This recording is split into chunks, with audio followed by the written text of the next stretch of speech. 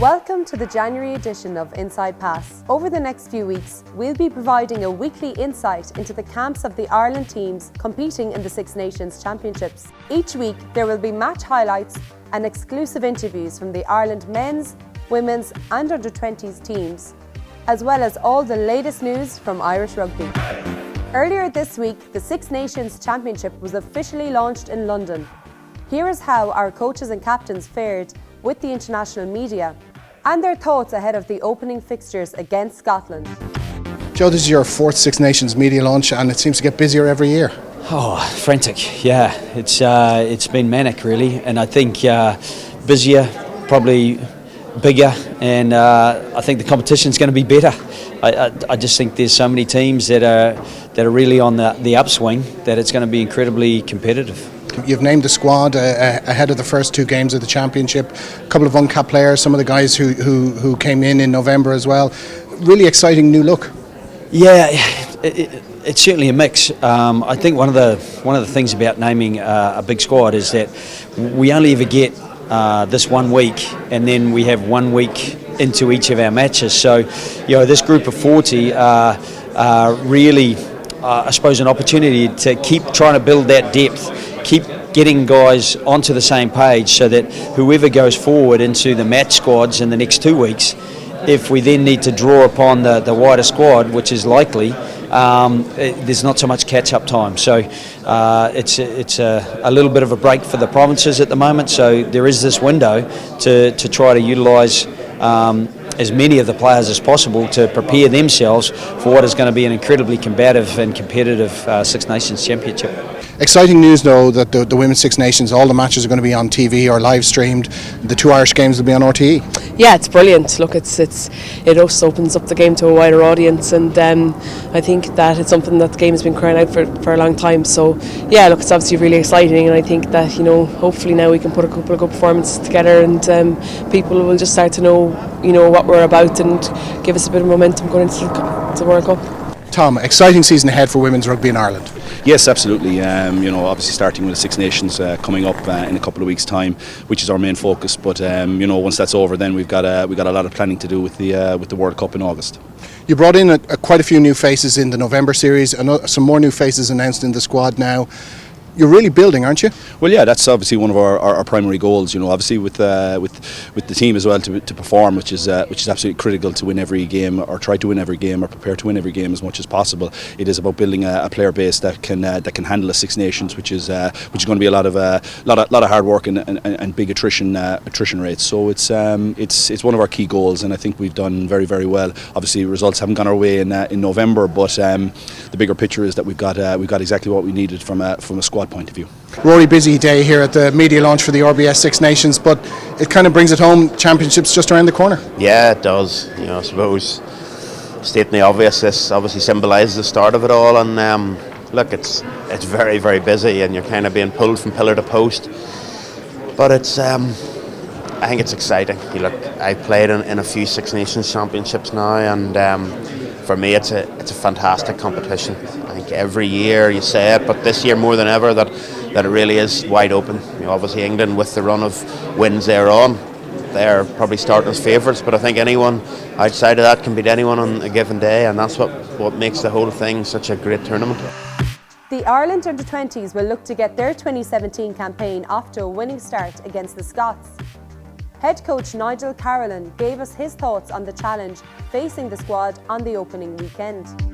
Nigel, brand new season for the Ireland under-20s, looking to build on the exploits of last year's Junior World Championships. Yeah, I'm sure expectations will be high upon us again. The World Cup and how we finished off our campaign last year was a tremendous I suppose outcome result for everybody that was involved. I think we've learned lessons from that too, and hopefully we've started this campaign and hopefully where we've left off. But the nature of under-20 rugby, you get a new squad every year, so you start from building block number one. So that's where we're at, and you know, we're just looking forward to again Scotland next week, and hopefully, you know, we can build some real team cohesion in the next few days and hit the ground running in the game one.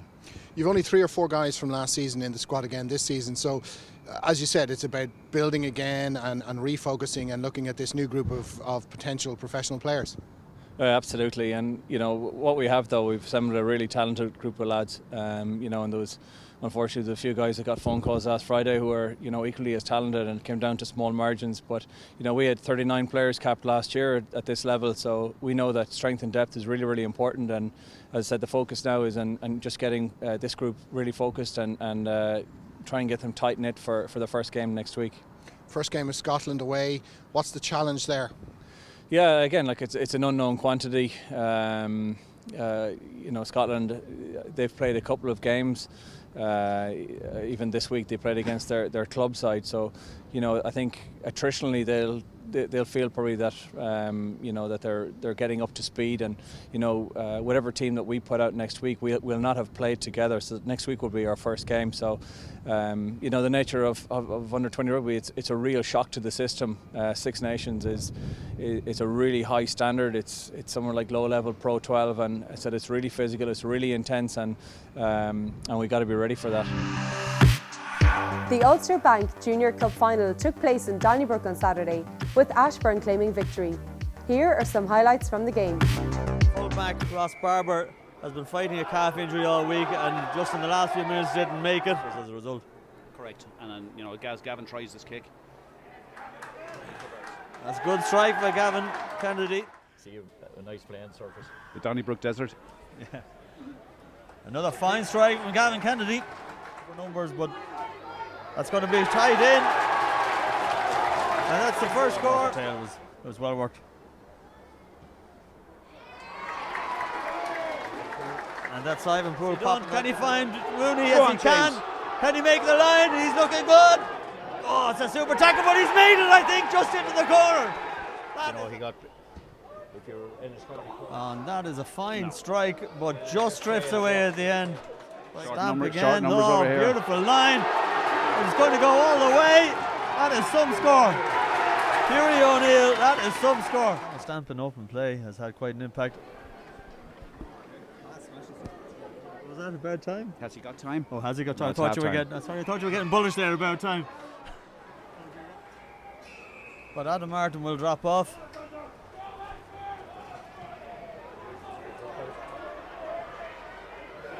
They have numbers out.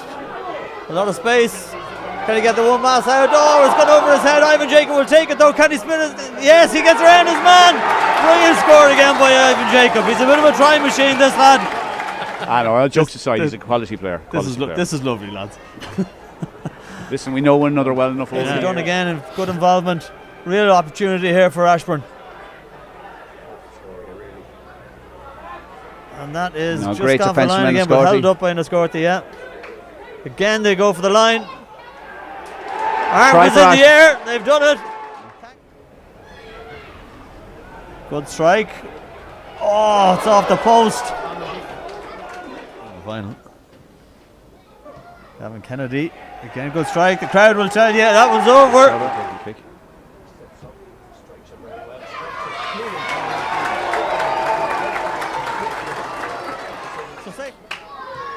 Good strike. It's over. It's over. They're talking to the referee. The referee kicks. That's it. Ball kicked out. Robert O'Sullivan blows the final whistle. Thank you very much.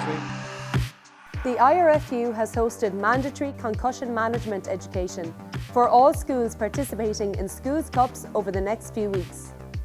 Inside Pass went along to one of these workshops at Royal Dungannon School in Antrim.